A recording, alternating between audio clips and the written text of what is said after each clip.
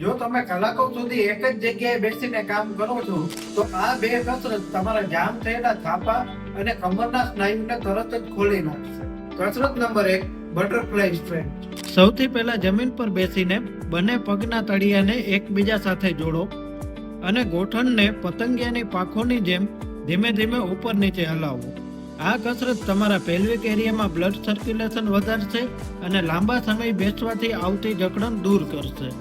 કસરત number 2, figure of 4 stretch. બીજી કસરત માટે આવી રીતે સીધા સૂઈ જાઓ. પછી તમારા ડાબા પગને જમણા ગોઠણ ઉપર આડો મૂકવાનું છે. પછી જમણા પગને છાતી તરફ ખેંચવાનું છે.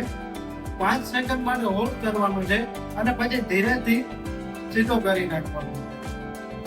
આ તમારા થાપાના સ્નાયુને ઊંડે સુધી સ્ટ્રેચ કરશે. સાયટિકા જેવા દુખાવા પણ અટકાવશે.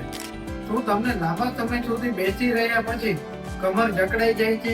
કમેન્ટમાં જરૂરથી જણાવજો અને અમારા પેજને ફોલો કરો.